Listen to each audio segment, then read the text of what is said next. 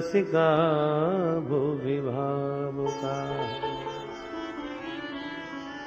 नितराम गमयति बोधयति स निगमो वेदः। वेदों का नाम है निगम। और वेद रूपी इस विशाल कल्प वृक्ष का श्रीमद् भागवत रूपी परिपक्व फल है। निगम कल्प तरोर गलितम फलम। वेद रूपी कल्प तरु का परिपक्व पका हुआ फल श्रीमद् भागवत। गलितम, पकने के बाद ही फल टपकता है। तोड़ने वाला फल कच्चा हो सकता है, पर सहज टपक के गिर जाए तो निश्चित पका होता है।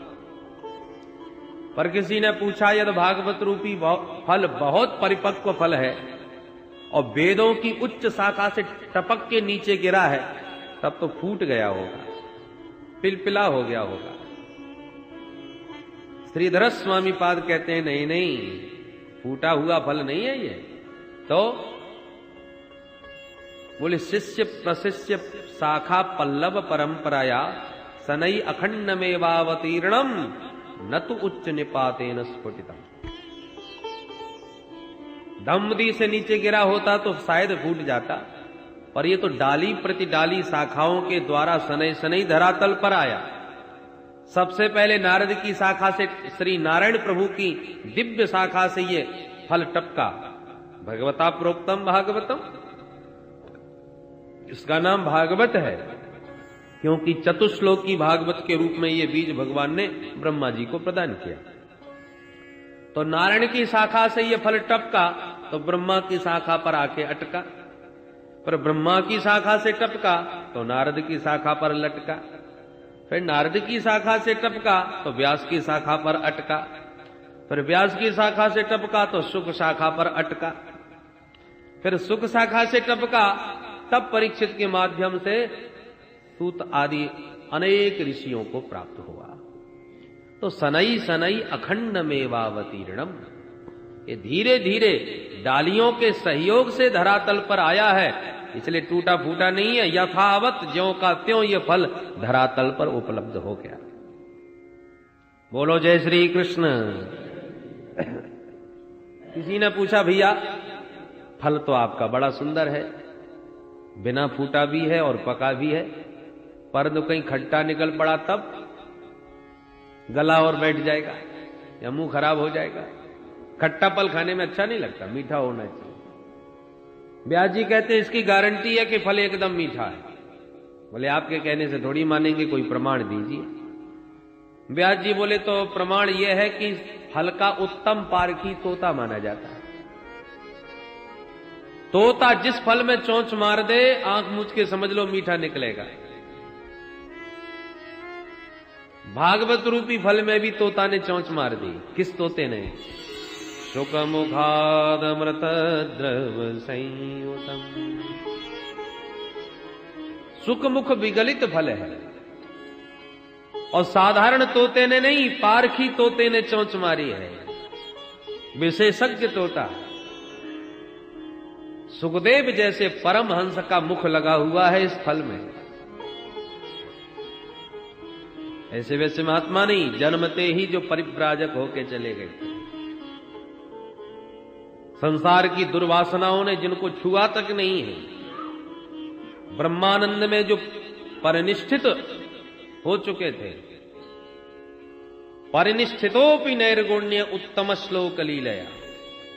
निर्गुण ब्रह्म की सत्ता में जिनकी चित्तवृत्ति परिनिष्ठित है, और ऐसे श्री ब्रह्मानंद में परिपूर्ण सुखदेव जी जहां भागवत के श्लोकों का श्रवण किए तो ब्रह्मानंद फीका पड़ गया। छोड़ समाधि दौड़े दौड़े चले आए, ग्रहीत चेता, चित्त खिंच गया, चुंबक की तरह भागे चले आए। तब आकर के इस अमृत का, अमृतमय फल का रसास्वादन किया। तो तोता भी एकदम पारखी, परम बुद्धिमान, परम रसिक, और ऐसे विशेषज्ञ तोता की चोंच लगी है इस फल में, खट्टे होने का प्रश्न ही नहीं। शुकमुखादमृत द्रव संयुतम। किसी ने पूछा, बाबा फल बहुत मीठा है, तोते का मुंह भी लगाए, अच्छी बात है, पर इस फल में रस कौन सा है? प्रत्येक फल में रस होता है। आम है तो अमरस निकाला जाता है, उसका बनाया जाता है। भागवत फल है तो इसका रस क्या है? अमृत द्रव संयुतम, अमृतम परमानंद स एव द्रवो रसः। परमात्मा को श्रुतियों ने रस रूप प्रतिपादन किया है। रसो वैसः रसम हेवानम लब्ध्वानंदी भवति। वो परमात्मा रस स्वरूप है और वही परमात्मा रूपी रस इस भागवत रूपी फल में भरा हुआ है। कृष्ण रस से परिपूर्ण ये फल है। भगवान श्री कृष्णचंद्र के मधुर चरित्र ही इसमें रस रूप में विद्यमान है। स्वयं परमात्मा ही तेनेयम वांगमयी मूर्ति, परमात्मा की ही तो ये वांगमयी मूर्ति है। तो वो रसराज श्री कृष्ण ही इसमें रस रूप में विद्यमान है। तेन संयुतम पिबत भागवतम रसमालयम। व्यास जी कहते हैं इस भागवत रूपी फल को पियो। किसी ने कहा जय हो महाराज, फल भी कहीं पिया जाता है? हमने तो ऐसा आज तक एक भी फल नहीं देखा ना सुना। फल को खाया जाता है, चूसा जाता है, पीने वाला तो कोई नहीं होता। व्यास जी कहते भाई चूसने की बात तब करता जब इस फल में छिलका गुठली होते। छिलका गुठली वाले जो फल होते हैं ना, उनका रस रस चूस लिया जाता है, छिलका गुठली फेंक दिया जाता है। पर ये तो मेरा संपूर्ण भागवत कृष्ण विग्रह है, शब्द विग्रह रूप में भगवान ही विद्यमान है। फेंकने वाली छिलका गुठली वाली कोई चीज ही इसमें नहीं है। इसलिए कृष्ण रूपी रसमय इस फल का पिबत पान करो। पिबत भागवतम रसमालयम। रसमय माधुर्यपूर्ण ये फल है, इसलिए पियो। फेंकने वाले छिलका गुठली कुछ नहीं इसमें। कितनी बार पिए महाराज? बोले मुंह बारंबार पियो, जितनी बार पी सकते हो उतनी बार पियो। आलयम पिबत। पीते पीते जब तक उस रस में तुम स्वयं ही रस रूप न हो जाओ, पीते पीते स्वयं ही रस न बन जाओ, तब तक पीते ही जाओ। अच्छा महाराज तो किसे किसे पिला रहे हैं आप? तो दो नामों को पुकारा, रसिका भुवि भावुका। अरे रसिको, अरे भावुको, आओ आओ, तुम्हारे लिए अमृत तैयार किया है, पियो। किसी ने कहा महाराज और कोई नहीं पी सकता क्या? ये दो लोगों को क्यों ही पुकारा आपने? इन दोनों के लिए ही आपने ये प्याऊ बनाई है क्या? व्यास जी कहते नहीं नहीं, प्याऊ तो सार्वभौम है, जो आवे उसको पानी पिलाया जाता है प्याऊ पर। तो फिर आपने दो नाम क्यों लिए? व्यास जी कहते हैं दो नाम तो मैंने उनके लिए हैं जिनको प्यास ज्यादा लगी है, और प्याऊ का महत्व तो प्यासा ही समझ सकता है। जिसे प्यास ना हो उसे हठात बुलाया जाए जबरदस्ती, आओ आओ बाबूजी मीठा मीठा पानी पी के जाओ, तो बाबूजी पानी नहीं पिएंगे, पहले तो सुनेंगे ही नहीं, क्योंकि उनको पहले तो प्यास ही नहीं। प्याऊ वाला चाहे जितना चिल्लावे, और फिर भी दुराग्रह पूर्वक उसने बुला ही लिया बाबूजी को, तो बाबूजी आएंगे तो पानी बाद में पिएंगे, पहले उस प्रश्नों की जड़ी लगाएंगे। ये बताओ भाई, पानी तो पिला रहे हो पर कहां से भर के लाते हो? कुआ बावड़ी से भरते हो कि नल तालाब से भरते हो? काय का पानी है? बोले बाबूजी शुद्ध कुएं का जल है, अपने घर का कुआ है, बड़ा मधुर जल है, आप पी के देखिए।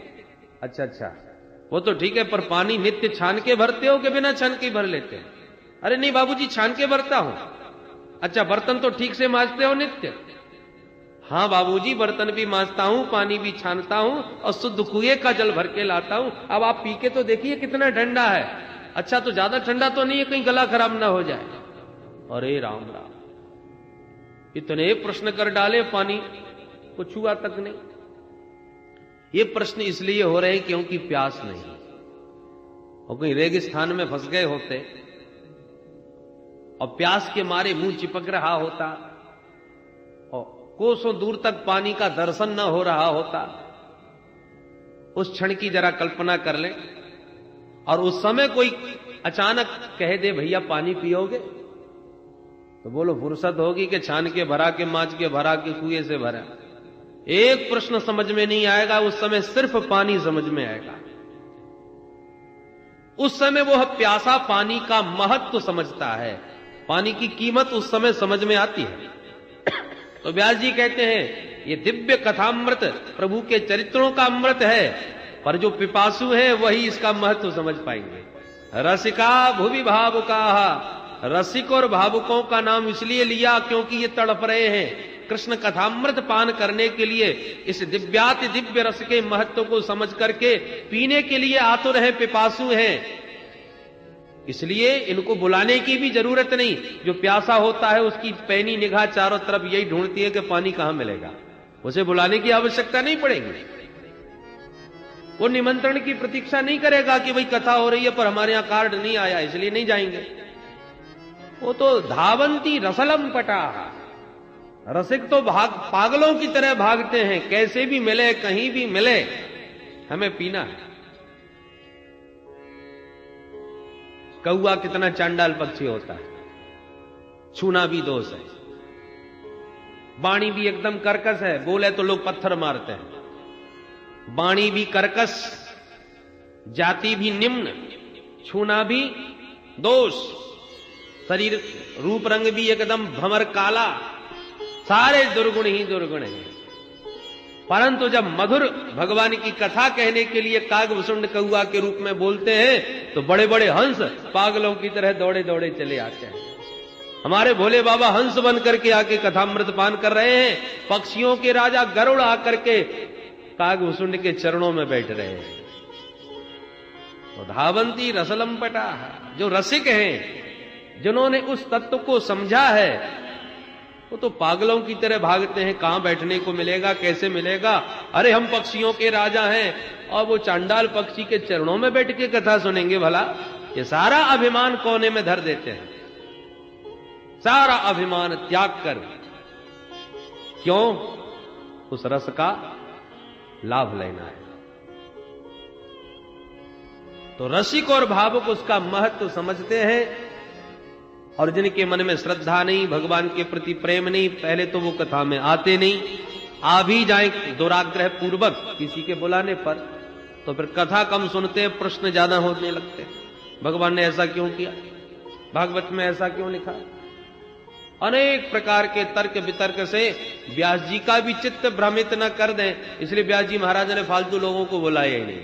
रसिका और भावुका कह के रसिक जनों को, पिपासु जनों को पुकारा, आओ आओ, तुम पियोगे तो तुम्हें पिलाने में भी मुझे आनंद आएगा। वही प्यासे को पानी पिलाने में मन बड़ा संतुष्ट होता है कि इसकी प्यास हमने दूर कर दी। और पानी न पी करके प्रश्नों के जाल में पिलाने वाले का ही माथा गर्म कर दे तो वो तो फिर बचेगा। इसलिए व्यास जी महाराज ने रसिक और भावुकों का ही आह्वान किया। बोल भागवत भगवान की। नैमिषे निमिष क्षेत्रे ऋषयः शौनकादयः सत्रम स्वर्गाय लोकाय सहस्र सममासत। अब कथा प्रारंभ करते हैं सूत जी महाराज। नैमिषारण्य की पावन भूमि में शौनक प्रभृति 88,000 महात्मा श्रोता बन के विराजमान हैं। 1000 वर्ष का यह सत्संग सत्र चल रहा है। जहां एक एक निमिष का महत्व हो वो नैमिषारण्य। जहां हमारा ये मनस चक्र जो हर क्षण चंचल है, इधर से उधर भागता ही रहता है, तो जिस भूमि में जाके मनस चक्र को शांति मिले, ब्रह्मा जी का भेजा चक्र यहीं गिरा इसलिए चक्र तीर्थ बना, वही नैमिषारण्य कहलाया। परंतु हमारा भी मनस चक्र चल के जहां शांत हो जाए वही भगवान के कथा की सबसे पावन भूमि है। मन को रोकना इतना सरल नहीं। पूजा पाठ करने में भी मन कहीं से कहीं घूमता है, केवल क्रिया मात्र रह जाती है। ध्यान लगाने भी बैठो तो आंख बंद करते ही मकान दुकान और न जाने कितने कितने ध्यान आने लगते हैं, भगवत ध्यान नहीं आता। पर सबसे सरल साधन है भगवान का कथामृत। जितना मन सहजता से यहां स्थिर हो सकता है, अन्य किसी साधन से नहीं। मन का निग्रह करना इतना सरल नहीं, पर भगवान के चरित्र इतने मधुर हैं कि हठात जीव के मन को बड़ी सहजता से खींच लेते हैं। इसलिए हमारे कन्हैया 3-3 जगह से टेढ़े हैं। मल्लाहों को मछली पकड़ते आपने देखा होगा, जिस कांटे से वो मछली को पकड़ते हैं ना, उस कांटे को बंसी कहते हैं। जिस बंसी में मछली फंस जाती है, टेढ़ा कांटा। खाद्य पदार्थ लगा के पानी में छोड़ा और जहां मछली ने खाया कि कांटा चुभ गया, बंसी में फंस गई मछली। अब चाहे जितनी छटपटा ले, बचने वाली नहीं, खींच लेता है मल्लाह डोरी से। तो विषयासक्त जीव का मन परमात्मा की ओर लगता नहीं, अभिमुख होता नहीं, तो परमात्मा फिर सुंदर लीला पुरुषोत्तम श्री कृष्ण बन के प्रकट हुए धराधाम पर। 3-3 जगह से टेढ़े हैं, ताकि जीव का ये चंचल मन है, विषयानुरागी जो मन है, उसको सहजता से अपनी ओर खींच सके। भाई ब्रह्म चिंतन में तो मन लगाना बड़ा कठिन है, पर वही ब्रह्म जब सगुण साकार नटखट श्री कृष्ण बन के प्रकट हो गया, तो बड़ी सहजता से साधकों का मन उधर खींचने लगा। इसलिए नाम ही कृष्ण है, कर्षयति इति कृष्ण। जो जीव के मन को हठात अपनी ओर खींचे, जबरदस्ती अपनी ओर पकड़े, उसका नाम कृष्ण। कृष्ण शब्द में का के नीचे जो री लगाई जाती है ना, टेढ़ी, का के नीचे री। मछली पकड़ने वाली बंसी भी ऐसी ही टेढ़ी होती है, जिसमें मछली फंसती है, रिकार की तरह। इसलिए हमारे कन्हैया भी 3-3 जगह से टेढ़े होकर के खड़े रहते हैं। नाम भी कृष्ण, टेढ़ा, देखने में भी 3 जगह से टेढ़े। किसी का चित्त, किसी का मन बंसी बजा करके, इनके पास भी बंसी है मछली को फंसाने वाली। मल्लाह के पास वो कांटे की बंसी है जिसमें मछली फंसती है, और ये जिसके मन को फंसाना चाहते हैं उसको अपनी बंसी बजा करके फंसा देते हैं। पहले तो इनके नाम मात्र से चित्त खींचता है और रूप माधुरी ही मन को मोह लेती है। फिर भी मन कदाचित किसी का हठीला हो तो फिर उसको भ्रकुटी मटका के, मंद मुस्कुरा के, किसी न किसी एन केन प्रकारेण अपनी चंचलता चितवन से चित्त को चुरा लेते हैं। चंचल चित्त को चुरा लेते। नमामि चित्त चोरकम, ये चित्त चोर है। कृष्ण गृहीत मानसा, महाराष्ट्र में गोपियों को बंसी बजा करके मन खींच लिया। इससे बढ़िया सरल साधन दूसरा संभव ही नहीं है। 1000 वर्ष का सत्र ये नैमिषारण्य की पावन भूमि में भगवत चर्चा करते हुए सूत सौनक संवाद के माध्यम से चल रहा है। आज सौनक जी ने 6 प्रश्न किए और उन्हीं 6 प्रश्नों के उत्तर में संपूर्ण भागवत का श्रवण कराया। पहला प्रश्न किया, महाराज जीव मात्र का कल्याण कैसे है? पुंसामेकांततः श्रेयस तन्नः संसितुमर्हसि। प्राणी मात्र का कल्याण कैसे हो? दूसरा प्रश्न, शास्त्र बहुत हैं, समय कम है, इसलिए समस्त शास्त्रों का सार क्या है?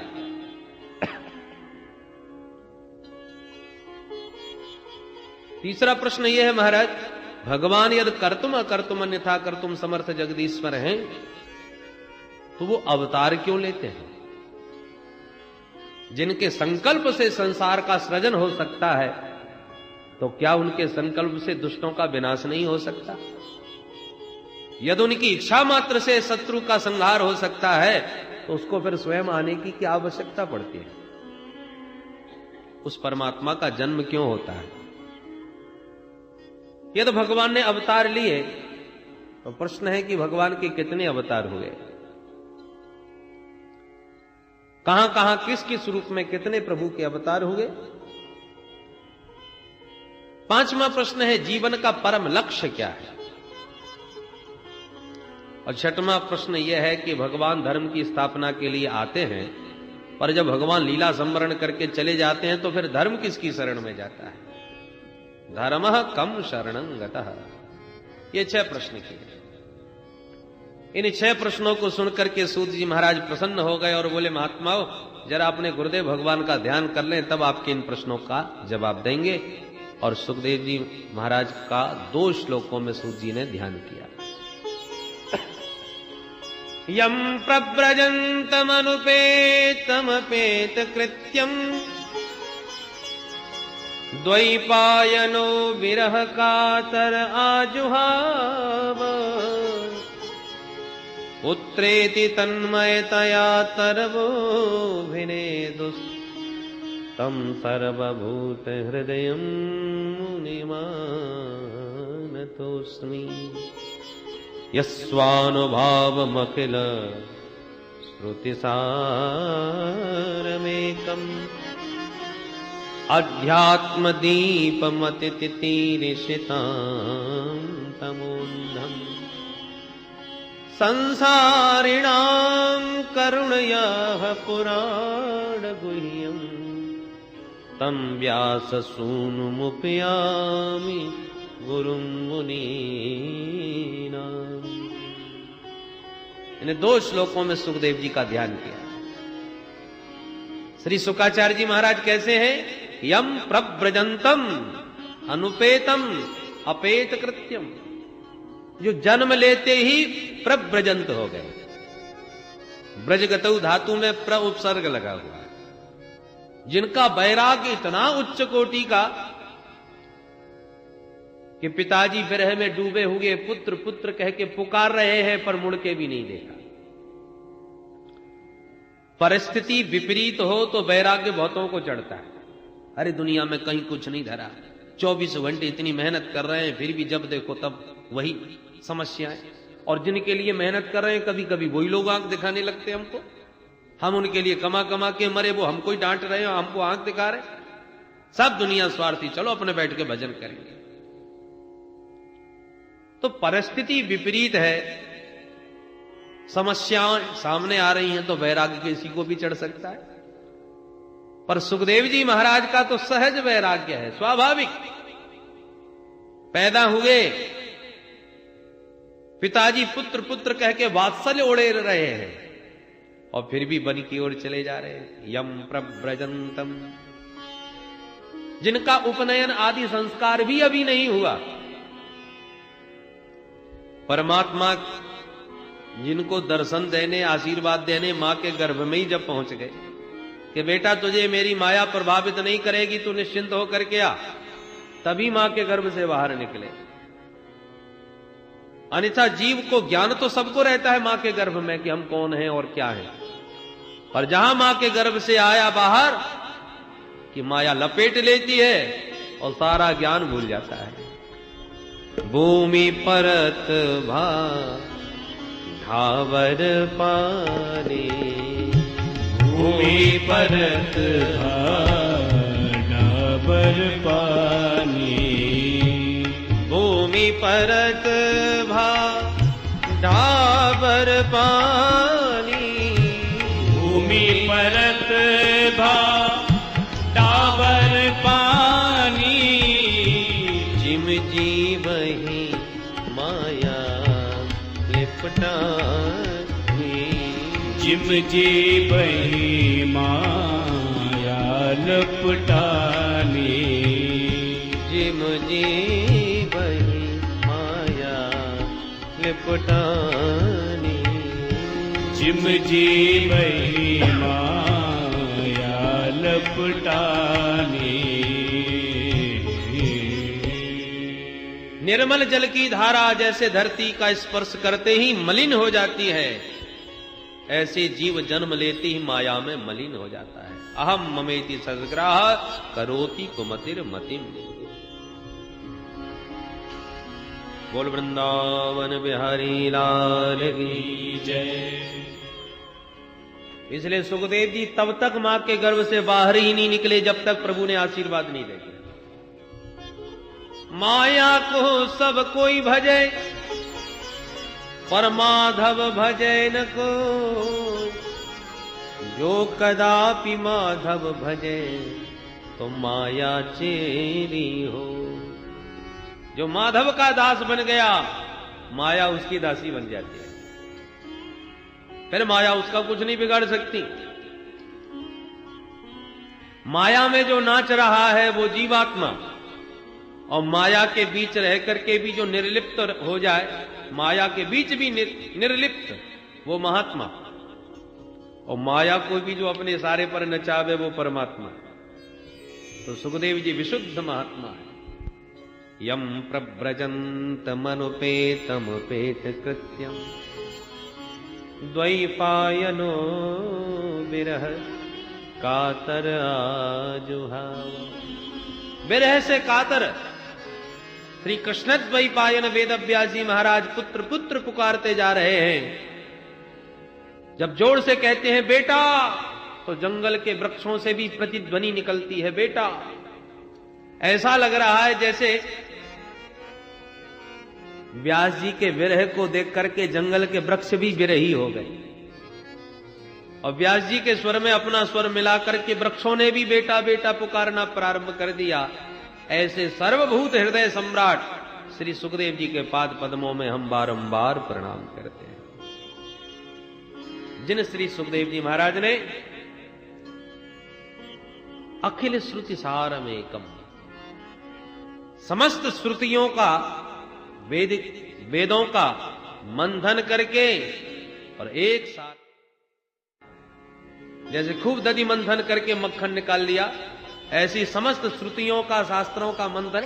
अनुभाव अखिल श्रुति सारमेकम, अध्यात्म दीपमति तितिरिषितान्तमोऽन्धम्, संसारिणां करुणया पुराण गुह्यम्, तं व्याससूनुमुपयामि गुरुं मुनीना। जिन श्री सुखदेव जी महाराज ने समस्त श्रुतियों का मंथन करके अध्यात्म का एक सुंदर सार निकाल करके एक दीपक प्रज्वलित किया, और श्रीमद् भागवत रूपी ज्ञान दीप प्रज्वलित क्यों किया?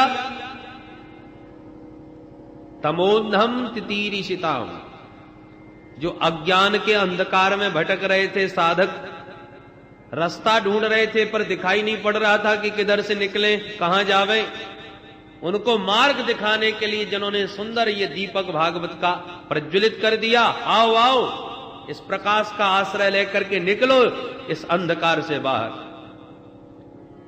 अंधकार में भटके हुए जीवों पर करुणा करके ही, संसारियों पर अनुग्रह करने के लिए ही जिन्होंने ये दीपक जलाया है। संसारिणाम करुणया पुराण गुह्यम, तम व्यास सूनुमुपयामि गुरुं मुनीना। ऐसे व्यास पुत्र श्री सुखदेव जी के पाद पद्मों में हम बारंबार प्रणाम करते हैं। भगवान नर नारायण तथा भगवती सरस्वती व्यास जी का स्मरण करके ही व्यास जी के शास्त्रों का वर्णन करना चाहिए। उन सब का स्मरण करने के बाद अब सूत जी कहते हैं, ऋषियों तुमने जो प्रश्न किए हैं वो अपने लिए नहीं किए। मुनयः साधु पृष्टो हम भवद्भिर लोक मंगलम, तुम्हारे प्रश्न लोक मंगल के लिए, मानव मात्र के कल्याण के लिए ऋषियों तुमने ये बड़े सुंदर सुंदर प्रश्न किए। अब जरा ध्यान से सुनो, जीव मात्र का परम धर्म क्या है? श्रीमद् भागवत का प्रतिपाद्य विषय ही परम धर्म का निरूपण है। परमो धर्मः निरूप्यते, तो परम धर्म क्या है? सवै पुंसाम परो धर्मो यतो भक्तिरधोक्षजे, अहेतुक्य प्रतिहता ययात्मा संप्रसीदति। प्राणी मात्र का परम धर्म एक ही है, भगवान के चरण कमलों में प्रेम करना। भगवत चरणार बिंद में प्रीति होवे, ये प्राणी मात्र का परम धर्म है।